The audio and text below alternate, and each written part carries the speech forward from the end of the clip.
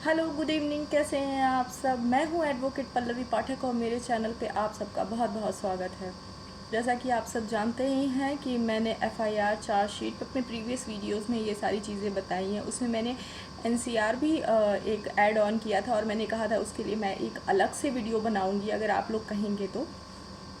कुछ questions put up हुए कि मैम एनसीआर और एफआईआर में क्या अंतर है, तो आज मैं आप लोगों को यही चीज़ बताने वाली हूँ कि एफआईआर और एनसीआर में थोड़ा ही फ़र्क होता है, लेकिन दोनों अलग अलग चीज़ें होती हैं। दोनों ही पुलिस स्टेशन में ही दर्ज की जाती हैं, लेकिन एनसीआर किसी और मामले में दर्ज किया जाता है, एफआईआर किसी और मामले में। ऐसा नहीं है कि पुलिस स्टेशन में सिर्फ गंभीर मामले ही दर्ज किए जाते हैं। जो छोटे मोटे मामले होते हैं उन्हें भी दर्ज किया जाता है, जैसे कि चोरी से संबंधित हो गया, चोरी में दस्तावेज की चोरी हो गई, मोबाइल की चोरी हो गई, पैसे की चोरी हो गई, ये सारी चीज़ें छोटी मोटे, पर्स वगैरह चोरी हो गया, किसी ने आपको गाली गलौच दे दिया या फिर किसी ने आपका मान हानि कर दिया, तो ये सब मामले जो दर्ज होते हैं पुलिस स्टेशन में तो बड़े स्तर के नहीं होते हैं। इन्हें एनसीआर बोला जाता है, नॉन कॉग्निजेबल रिपोर्ट, ठीक है, नॉन कॉग्निजेबल रिपोर्ट बोला जाता है। एनसीआर का फुल फॉर्म होता है ये कि कम गंभीर मामले जो होते हैं जिन्हें दर्ज किया जाता है पुलिस स्टेशन में, उसको एनसीआर कहते हैं।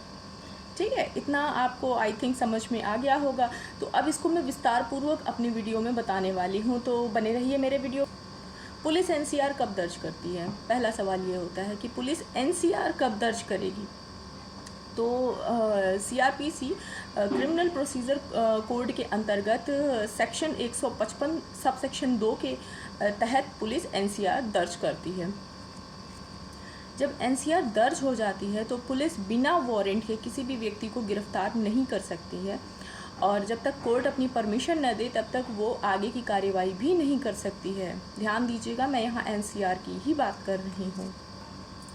तो जो ऐसा मामला आता है, किसी व्यक्ति को हम पीड़ित मान लेते हैं, ठीक है, उसके साथ कुछ गलत हुआ है, उसका सामान चोरी हो गया है, वो पुलिस थाने जाता है और वहाँ पे पुलिस स्टेशन में जाने के बाद अपनी एक सूचना देता है कि हाँ, हमारे साथ ये कृत्य हुआ है, कृपया करके आप इसे नोट कर लीजिए और मेरा सामान ढूंढ कर हमें दे दीजिए। ठीक है, ऐसा ही जाते हैं लोग पुलिस स्टेशन में अपनी शिकायत दर्ज कराने। तो जब पीड़ित या पीड़िता अपनी शिकायत दर्ज कराने के लिए पुलिस थाने जाते हैं तो ऐसे में पुलिस वाले उनकी शिकायत वहां दर्ज करते हैं, और दर्ज करने के बाद घटना की सूचना के आधार पर पुलिस वहां एनसीआर दर्ज करती है। और उसके बाद ऐसे अपराध की प्रकृति कम गंभीर होती है, इसलिए रिपोर्ट दर्ज होने के बाद पुलिस पीड़ित को उस रिपोर्ट की एक निःशुल्क कॉपी देती है।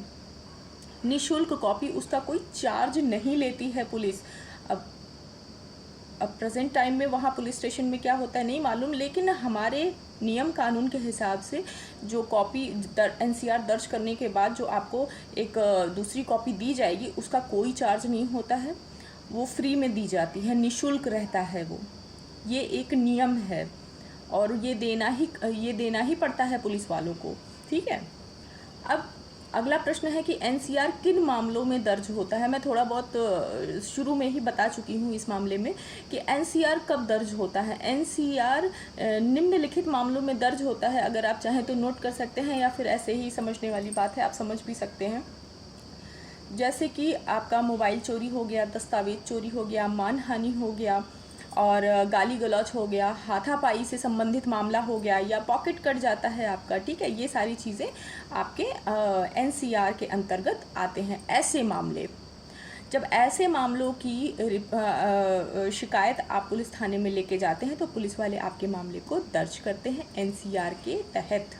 ठीक है, और कुछ एक ऐसा पॉइंट है कि मैं जो आपको बताने वाली हूँ, तो बने रहिए मेरे वीडियो में।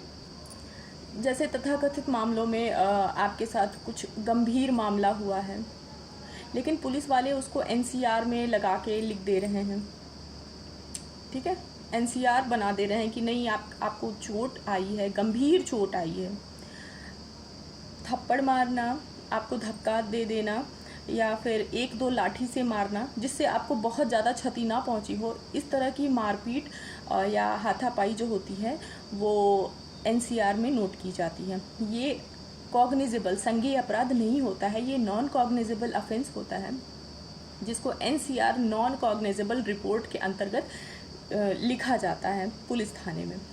लेकिन अगर पुलिस वाले इस NCR मतलब आपके जो गंभीर चोट है उसको गंभीर ना बता के एक सामान्य चोट बताकर NCR के तहत लिखते हैं, तो आप कोर्ट जा सकते हैं। कोर्ट में आप अपने वकील से ये चीज़ कह सकते हैं कि सर मेरे को गंभीर चोट लगी है और इस गंभीर चोट के कारण पुलिस वालों ने मेरी शिकायत सही से नहीं दर्ज की है और उन्होंने मेरे ऊपर NCR लगा दिया है। तो वहाँ मजिस्ट्रेट साहब के सामने आपके वकील ये शिकायत पेश करेंगे और उसको वो NCR की जो कॉपी आपको दी जाएगी उसको भी लगाएंगे और बताएंगे कि इसको 155(2) के अंतर्गत रख के CRPC के तहत पुलिस वालों ने NCR में नोट कर दिया है। तब वहाँ मैजिस्ट्रेट एक ऑर्डर पास आउट करेंगे और फिर संज्ञान लेंगे कि वो मामला NCR के तहत आता है या FIR के तहत आता है।